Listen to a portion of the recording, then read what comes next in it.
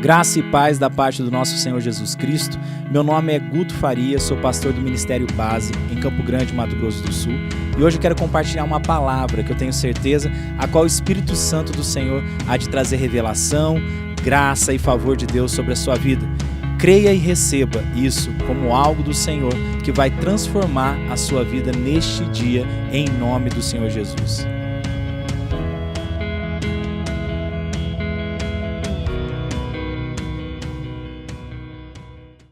Abra sua Bíblia em Isaías capítulo 61.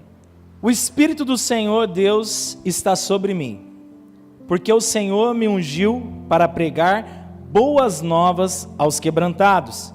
Enviou-me a curar os quebrantados de coração e a proclamar libertação aos cativos e a pôr em liberdade os algemados. Apregoar um ano aceitável do Senhor e o dia da vingança do nosso Deus, a consolar todos os que choram, a pôr sobre os que em Sião estão de luto uma coroa em vez de cinzas, óleo de alegria em vez de pranto, vestes de louvor em vez de espírito angustiado, a fim de que se chamem carvalhos de justiça, plantados pelo Senhor para a sua glória. Edificarão os lugares antigamente assolados, restaurarão os que antes destruídos, e renovarão as cidades arruinadas, destruídas de geração em geração. Estranhos se apresentarão e apacentarão os vossos rebanhos, estrangeiros serão os vossos lavadores e os vossos vinhateiros, mas vós sereis chamados sacerdotes do Senhor, e vós o chamarão ministro de nosso Deus. Comerei as riquezas das nações, e a sua glória vos gloriareis. Em lugar da vossa vergonha, tereis dupla honra. Em lugar da afronta, exultarei na vossa herança. Por isso, na vossa terra, possuireis o dobro e tereis perpétua alegria. Porque eu, o Senhor, amo o juízo e odeio a iniquidade do roubo. Dar-lhe-eis fielmente a sua recompensa, e com eles farei aliança eterna. A sua posteridade será conhecida entre as nações, os seus descendentes no meio dos povos. Todos quantos vierem os reconhecerão como família bendita do Senhor.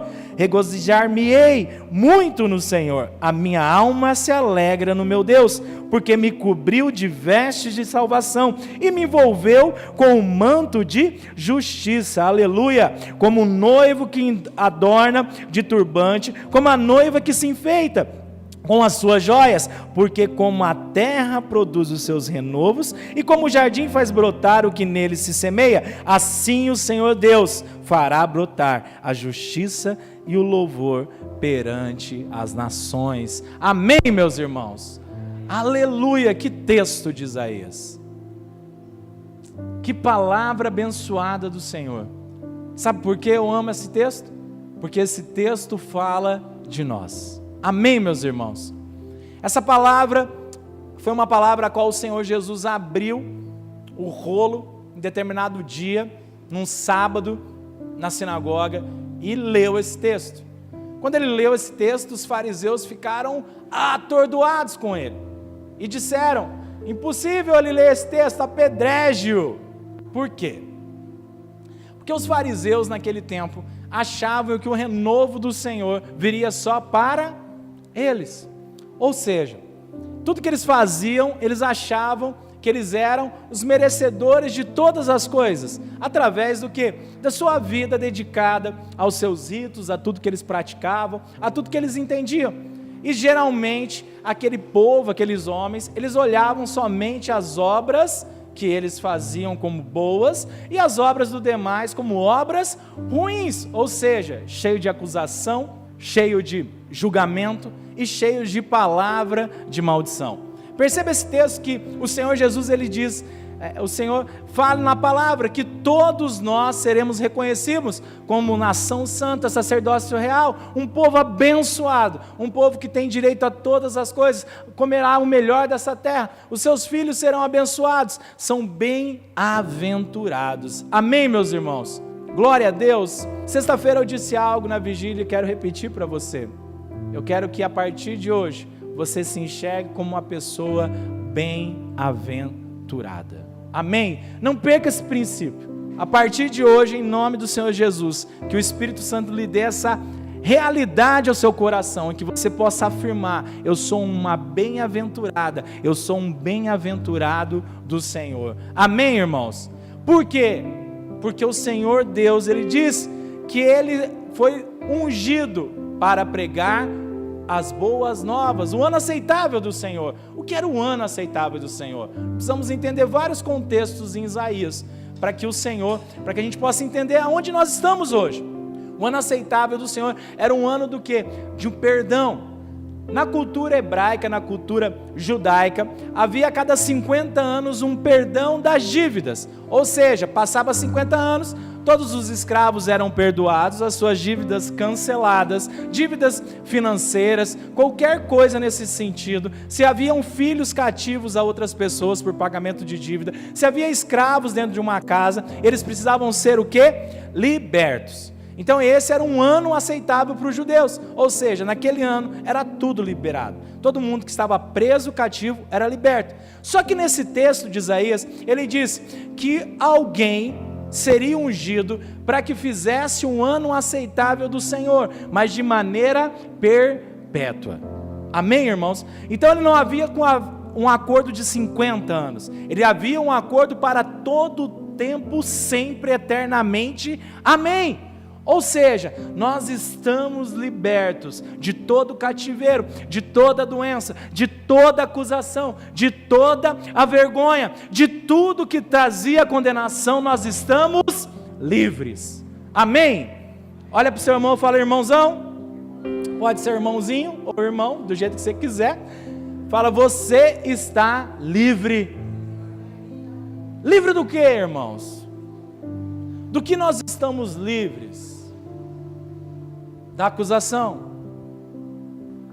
Toda palavra de acusação não procede de Deus. Nenhuma. Pode ser vir um anjo dos céus. Entenda isso. Olha o que Paulo disse. Pode vir um anjo dos céus com asinhas, com fogo, com flauta, com voz de trovão. Pode vir do jeito que ele quiser. E se ele pregar um evangelho que é diferente desse anunciado em Isaías 61, Paulo manda chamar ele de anátema. Ou seja, mentira e blasfêmia contra o Senhor. Qualquer coisa que saia da boca de qualquer pessoa para condenação, ela é anátema. Porque nós não vivemos debaixo de um jugo. O jugo que havia sobre nós foi quebrado. Se aquele que podia nos julgar abrir mão de nos julgar, quem poderá nos julgar? Ninguém.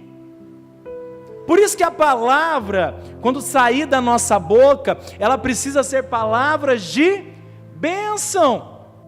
O Senhor diz que de uma fonte não pode sair dois contextos. Eu não posso usar a minha boca para trazer bênção e ora usar a minha boca para trazer o quê? Maldição. Ele fala que isso é impossível. Ou seremos uma fonte de bênção, ou nós seremos uma fonte de maldição. Essa é a verdade que a palavra nos diz. Ou seja, se eu e você hoje não conseguir perceber o mover do Senhor sobre nós vamos continuar presos numa vida debaixo do quê? De acusação, de medo. Por isso que a primeira coisa que o Senhor fez, antes de liberar a graça dele sobre as nossas vidas, foi o quê? Organizar o ambiente. O Senhor precisava colocar as coisas em ordem. Ele precisava, primeiramente, fazermos que entendêssemos de uma vez por todas, que a filiação, como esse texto diz, não era somente para um povo específico, mas para todas as nações. A partir daquele momento ele fala que a minha aliança agora, debaixo desse favor, debaixo da quebra do jugo, debaixo da quebra de maldição, debaixo das iniquidades, eu não lembro mais, as doenças não te alcançam mais, eu vou fazer uma nova aliança. E no versículo ele diz que a aliança será eterna. Aleluia, amém, irmãos? Aqui o Senhor ele muda a questão da eternidade. Entenda uma coisa, muitas vezes nós andamos debaixo de uma aliança que não é nossa, um texto que não cabe mais para nós, uma postura que não cabe mais para a gente. E qual é essa postura, pastor? Qual é essa postura, meu irmão? A postura do acusador. Isso não faz mais sentido para nós, essa não é mais a nossa vida. Não foi isso que o texto acabamos de ler. Ei, o Senhor nos ungiu para pregar um ano aceitável às pessoas. Olha para o seu irmão e fala: irmão, você foi ungido para falar de bênção. Você não foi ungido para acusar ninguém, filho. Nós não temos esse papel. Esse juízo, esse trabalho não nos pertence. Só está em Deus, não está em nós. Ou melhor, nem o Senhor tem desejo de acusar. Ele enviou um enviado lá do céu, desceu igual um foguinho que deu um terremoto na terra, que é conhecido como o acusador. Ou seja, já tem alguém que desempenha esse papel. Nós não somos aquele que vamos desempenhar esse papel. Sabe por quê, irmãos? Porque todas as vezes que nós andamos debaixo dessa inverdade, nós promovemos a desconstrução do reino. Você não sabe se você é bem-aventurado ou se você é maldito. Você não sabe se você está andando no caminho da paz ou no caminho da guerra. Eu não sei se hoje eu acordo que eu sou uma bênção ou se hoje eu acordo que sou uma maldição. Ou seja, se eu entender que além de receber esse óleo de alegria, em vez de veste de vergonha, dupla honra, como você vai sair de sua casa? Pleno, feliz, sabendo qual é o seu caminho hoje, sabendo que o Senhor não tem acusação. E se eu sei que eu tenho todas essas coisas, o que vai sair do meu tesouro? Coisas boas. Todas as vezes que a minha boca ainda, entenda uma coisa, quando ainda de mim sai algo que seja maldição, eu ainda não entendi o amor de Deus para mim. Essa é uma verdade. Todas as vezes que eu paro para acusar a conduta de alguém, eu não vivo o amor de Deus em mim. Sabe por quê? Porque eu não entendi ainda que Deus me amou por ser o que eu sou. Eu não consigo aceitar essa realidade em mim. Quando eu não aceito essa realidade em mim, o que eu faço? Eu tento replicar aquilo que eu não aceito. E de que forma eu faço isso? Acusando alguém. Porque de alguma forma eu preciso fazer as pessoas andarem na mesma treva que eu ando. É uma realidade, infelizmente. Por isso que o Senhor diz que se nós somos luz, nós vamos iluminar um ambiente. Não se nós formos treva, nós também escureceremos o ambiente. Amém, irmãos? Então, quando eu e você aceitamos a graça do Senhor sobre as nossas vidas, a nossa vida muda. Sabe de uma coisa? O seu erro não me incomoda. Sabe por quê? Não porque eu sou superior, porque sei que erro e sei que alguém me ama, mesmo eu errando. A partir disso eu sou igual a você, eu não sou superior.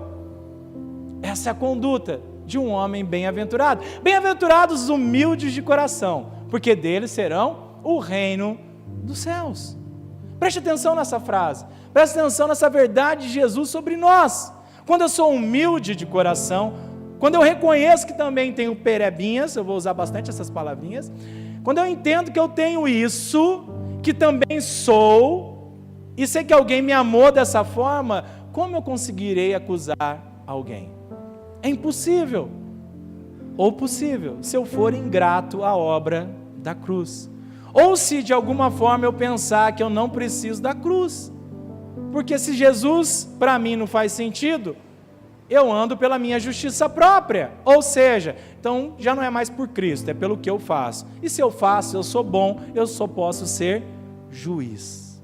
Entende onde começa uma palavra de maldição? Começa a partir de uma identidade errada, de um entender errado de nós. Por isso que eu não consigo fluir em Deus da maneira que deveria fluir, porque o Evangelho é para todo mundo. O Evangelho não é para um grupo seleto de pessoas. Jesus não falou, olha, vocês vão ter superpoderes, serão super pessoas. Ele falou, não, eu escolhi as pessoas fracas desse mundo para confundir as fortes. Eu escolhi, sabe quem? Os que não são, para confundir os que são. Eu usei as coisas malucas desse mundo para confundir a sabedoria dos que acham que são. Sabe de uma coisa? Quando nós começamos a perceber isso, eu quero afirmar no seu coração, você está plantado no lugar certo. Saiba disso. Talvez você olhe e fale, olha o que eu estou fazendo, meu trabalho, a minha vida, a minha família. Eu preciso te lembrar que você está plantado no lugar certo. Por que no lugar certo? Porque é o lugar que o Senhor deseja que você apregoe o ano aceitável do Senhor. Muitas vezes nós não entendemos isso. Muitas vezes as pessoas vêm perguntar coisas no sentido, pastor, é certo eu fazer isso ou fazer aquilo? Eu vou falar, irmão, você precisa orar a Deus. Primeira coisa, o Senhor responde seu coração, mas deixa eu falar uma coisa, o Senhor Jesus andava no meio de bêbados e prostitutas. Aos olhos dos religiosos, o Senhor Jesus era um perdido. Aos olhos dele, ele estava fazendo uma grande obra. Sabe por quê? Ele sabia que ele foi chamado para apregoar o ano aceitável do Senhor. Essas coisas mudam a minha e a sua posição em Deus. Muitas vezes nós aceitamos o que? A acusação. Creio que é um ano que a gente vai avançar nessa igreja. Mas se a gente continuar com um padrão antigo, com a aliança de condenação para nós e para aqueles que estão na nossa volta, nós não apregoamos o ano aceitável do Senhor. É uma verdade para o nosso tempo. Sabe, se eu e você continuar a andar por aparências, nós não vamos mover ao Senhor. Se nós rejeitarmos as pessoas que todo mundo rejeita, não há salvação para elas. E sabe de uma coisa? Quando eu lembro quem nós éramos antes, eu falo, Senhor, eu não posso rejeitar ninguém. O que cabe a mim rejeitar? Nada. A minha, talvez o meu esforço próprio. Aquilo que eu faço para ser bom para Deus, isso eu devo rejeitar. Eu prefiro ficar com a bondade de Cristo. Eu prefiro ficar com a obra da cruz. Eu prefiro ficar com aquilo que Ele fez como sendo perfeito. Eu prefiro ser imperfeito, mas fazendo uma obra de libertação, do que ser perfeito e me tornar paralisado no meio religioso. Amém, irmãos? Mas para que nós possamos fazer isso, é necessário um padrão do que primeiro, me aceitar como filha. Me aceitar como filho. Saber que esse texto é para você. Porque enquanto você não receber essa palavra de Isaías ao seu coração, você continua andando debaixo de acusação. E sabe de uma coisa? Acusação é igual pular numa piscina gelada. Quantos já pularam empolgados numa piscina gelada? Aí você está dentro da piscina e está frio pra caramba, velho. Que negócio, você chega, tá batendo queixo. Aí seus amigos não pularam, você ficou lá dentro sozinho. Aí o que você fala para eles? É lógico, vem pra cá que tá quentinho, nem tá gelado. Aí os caras olham, tá frio? Não tá não, ó. Aí você mergulha de novo para mostrar que tá bom pra caramba. E aí eles pulam, e eles falam, você mentiu pra mim. Isso, é isso que a gente faz. A gente faz isso, sabia? É da mesma forma que a gente faz na piscina, que tá ruim pra caramba, tá gelado pra caramba. Quando eu tô debaixo de bastante acusação, o que eu vou fazer? Vou acusar os outros. Porque aquilo que eu não suporto para mim, em vez de eu ficar quietinho, mudar de vida, eu quero arrebentar você, para você vir para a piscina gelada comigo. Isso é ser humano. Isso faz parte da natureza humana. Mas quando eu entendo que eu sou amado, que eu sou aceito, quando alguém está debaixo de acusação, em vez de eu acusar e terminar de destruir ela, sabe o que eu falo? Eu lembro que é ela que alguém morreu por você, porque te amou. E te amou porque Ele te amou, não pelo que você faz, mas porque Ele é. E a partir disso, nós ativamos o quê? O amor de Deus no coração dessa pessoa. E quem está debaixo do primeiro amor, sabe o que faz? Fala de Cristo o tempo inteiro, para todo mundo, em qualquer lugar, fazendo o que faz. Essa é a diferença. Eu não espero um ambiente perfeito para falar de Jesus. Eu falo de Jesus porque eu estou no primeiro amor. E qualquer lugar que o Senhor me enviar, eu falarei dele. Amém, irmãos? Paulo vai fazer a obra numa cidade. E aí ele chega, e esses caras estavam adorando um Deus lá, uma estátua, diz que gigantesca, diz que Paulo olhava, diz que era grande a estátua. E diz que estava lá uma coisa escrita, um Deus, e não tinha o nome do negócio. Não tinha nome o Deus, e os caras estavam lá dobrados diante daquele Deus lá. E ele fala, rapaz, eu vou falar para vocês, quem que é esse cara? Olha a loucura de um apóstolo, quando tem um coração voltado para libertar as pessoas. Ele olha para lá e fala assim, isso aí é o que eu estou pregando para vocês faz dias. E os caras, verdade, verdade. Ele vai lá e converte uma galera nessa pegada. Sabe de uma coisa? Paulo podia ter olhado para eles e falado, isso é uma imagem idólatra. Não se curvem, não se dobram, porque o Senhor vai queimar vocês do céu. Não. Sabe de uma coisa? Aí você entende quem está debaixo do amor e da graça de Deus. Ele podia ter condenado aquele povo sobre uma estátua, mas ele usou a inteligência do Espírito que estava nele. Espera aí, se essa é a fé deles, eu não vou abalar, eu vou dar um sentido para o que eles creem. Sabe essa imagem que vocês estão falando? Esse é o Deus que eu vos prego. E naquele momento eles aceitaram e teve grande impacto na cidade. E naquele tempo, quando todos foram impactados, quiseram matar Paulo naquela cidade e expulsaram ele de lá, porque ele converteu muitos ao Senhor Jesus. Entende a diferença de um crente que anda debaixo de uma aliança de amor, que entende que é amado, e de um crente que ainda anda debaixo de uma aliança de acusação? Paulo podia ter feito a mesma coisa, com um resultado que talvez ele até atrairia pessoas, mas continuariam sendo multidão de acusadores.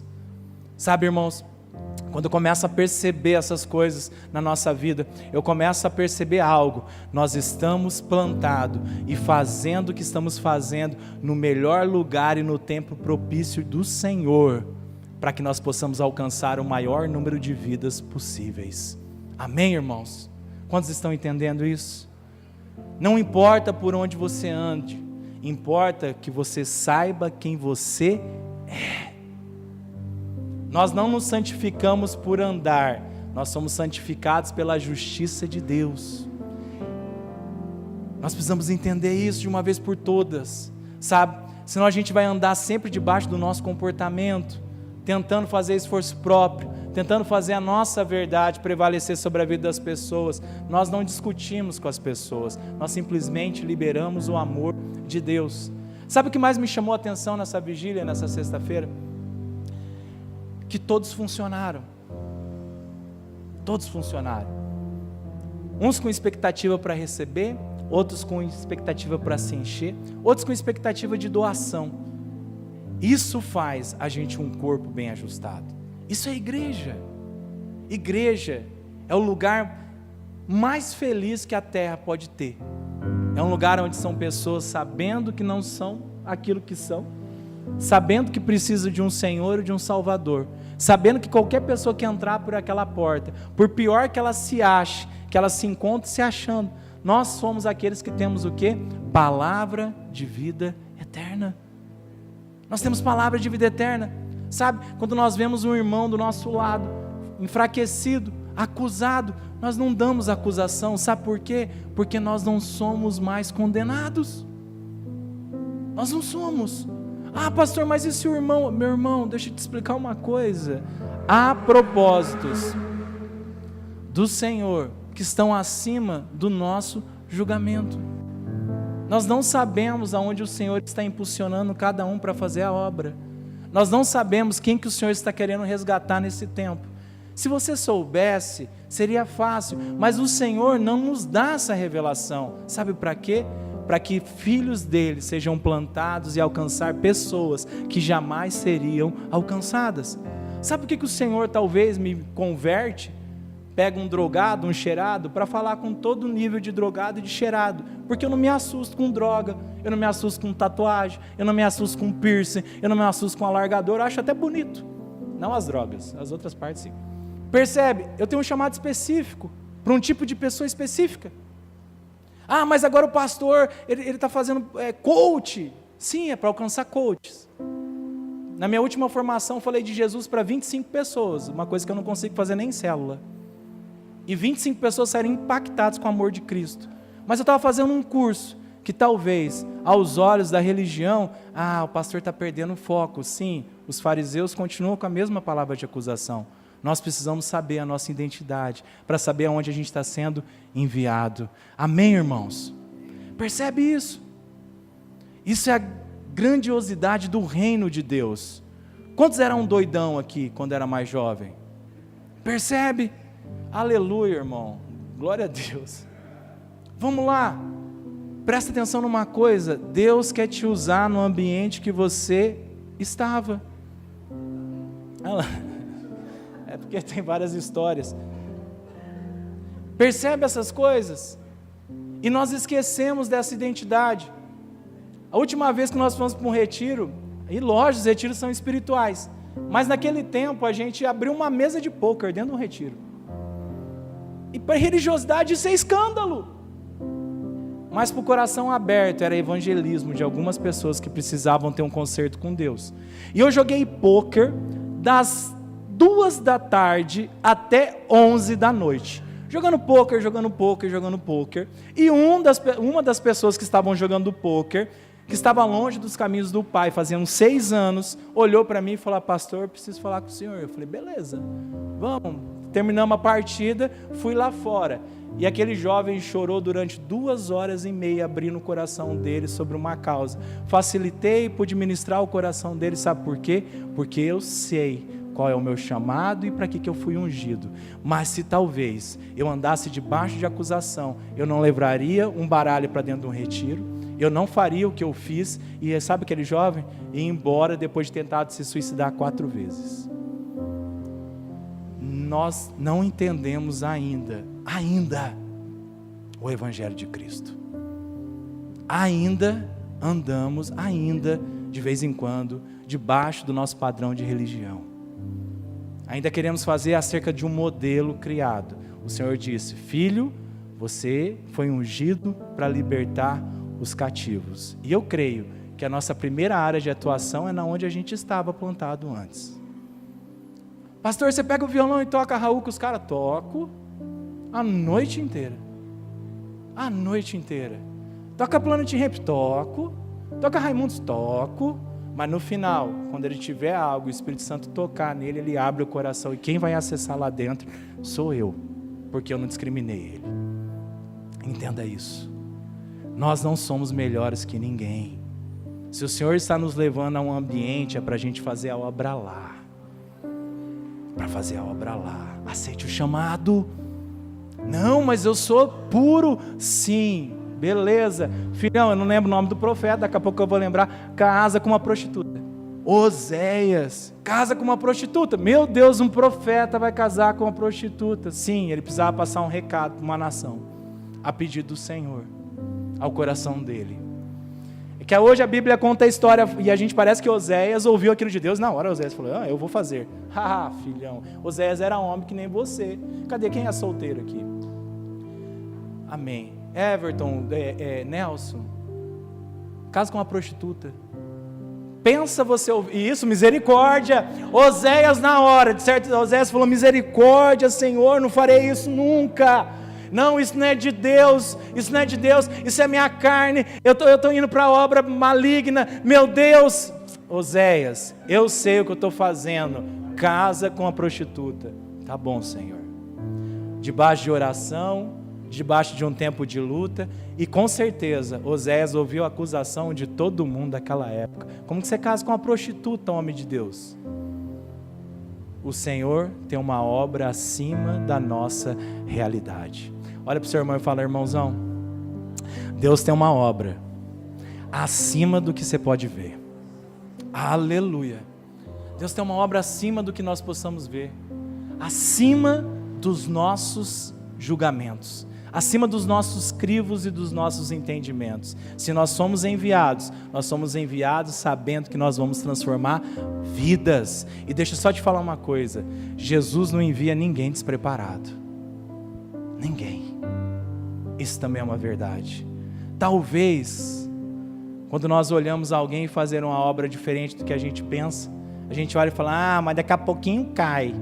Não cai, porque quando Jesus envia, todos os discípulos voltaram felizes. Os demônios estão sujeitando ao nosso nome. Nós estamos curando, nós estamos fazendo isso. Continua a obra que está fazendo. Amém, irmãos?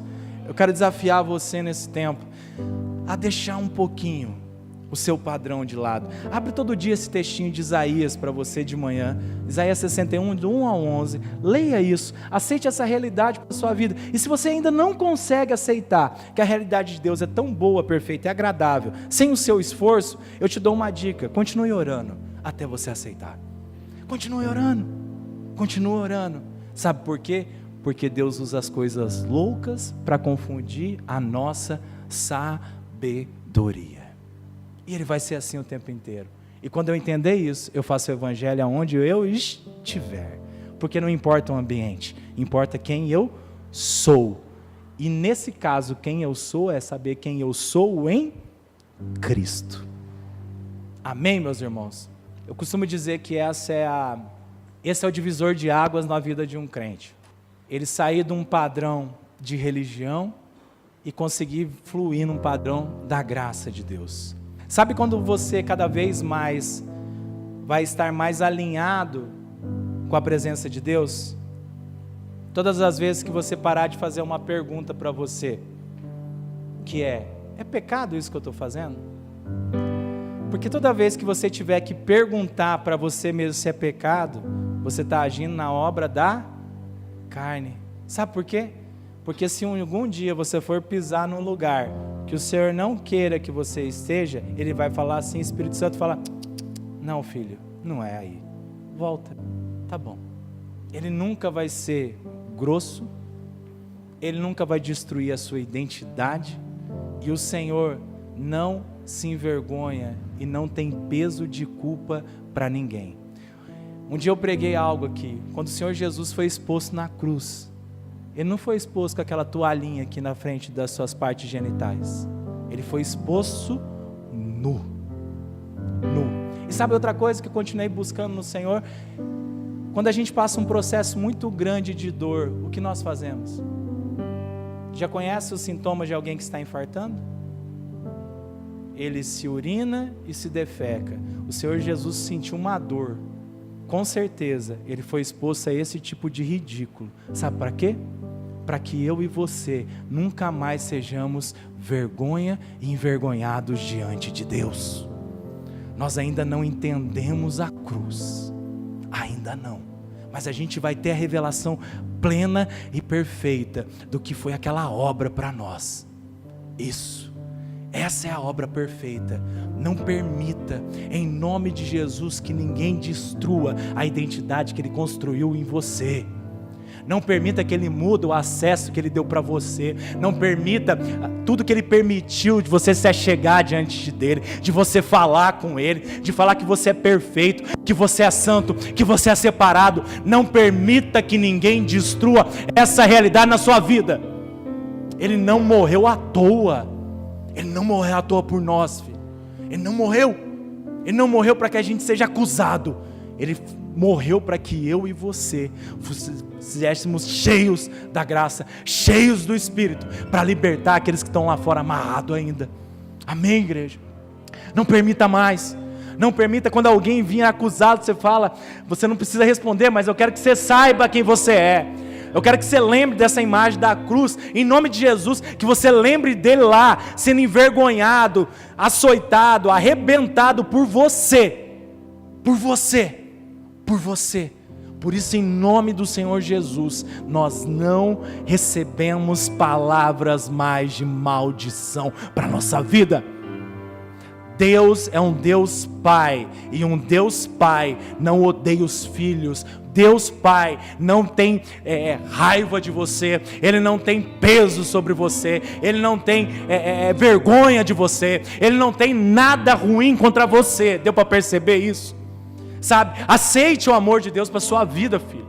Aceite, Ele te ama acima de tudo. Mas olha, Ele te ama acima de todas as coisas, acima de tudo. Aleluia. Ele não quer pessoas perfeitas, Ele quer filhos amados. O Senhor deseja filhos e filhas amadas, para que possa libertar e levar o amor dele para outros. Em nome de Jesus, receba isso.